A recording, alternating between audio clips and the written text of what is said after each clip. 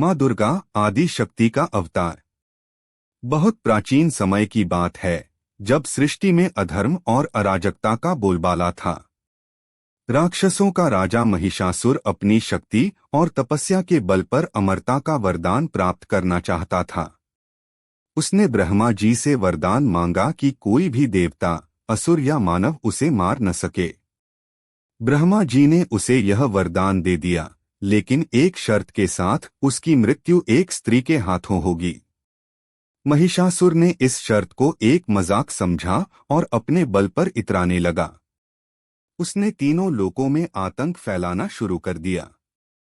देवताओं को स्वर्ग से निकाल दिया गया, यज्ञ विध्वंस कर दिए गए और धर्म की नींव हिलने लगी। तब देवताओं ने ब्रह्मा, विष्णु और महेश के साथ मिलकर एक महासत्ता को प्रकट किया, आदिशक्ति माँ दुर्गा का अवतार। उनके शरीर की रचना ब्रह्मा, विष्णु, महेश और सभी देवताओं की शक्तियों से हुई थी। माँ दुर्गा के 10 हाथों में सभी देवताओं ने अपने अपने दिव्य अस्त्र प्रदान किए। विष्णु का चक्र, शिव का त्रिशूल, इंद्र का वज्र, यमराज का गदा, अग्नि का शंख और अनेक अन्य अस्त्र शस्त्र। असुरों का राजा महिषासुर अत्यंत शक्तिशाली हो गया था।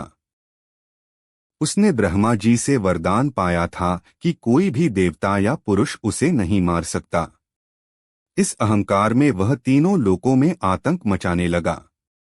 सभी देवता उसकी शक्ति से भयभीत हो गए और भगवान विष्णु, ब्रह्मा और शिव के तेज से एक दिव्य स्त्री प्रकट हुई, माता दुर्गा।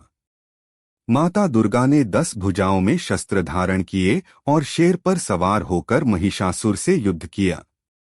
यह युद्ध 9 दिनों तक चला। महिषासुर बार बार अपने रूप बदलता रहा, कभी भैंसे का, कभी हाथी का, कभी मनुष्य का। लेकिन माँ दुर्गा ने हर बार उसका मुकाबला किया।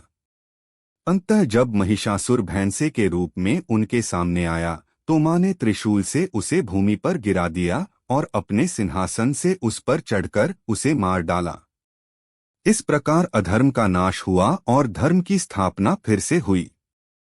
माँ दुर्गा न केवल शक्ति की प्रतीक हैं, बल्कि करुणा, धैर्य और प्रेम की भी मूर्त हैं।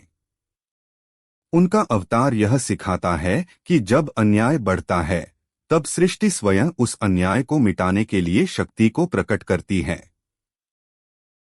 आज भी हम माँ दुर्गा की पूजा नवरात्रि के 9 दिनों तक करते हैं, जो उनके 9 रूपों को समर्पित हैं। तभी से यह दिन विजयदशमी के रूप में मनाया जाने लगा।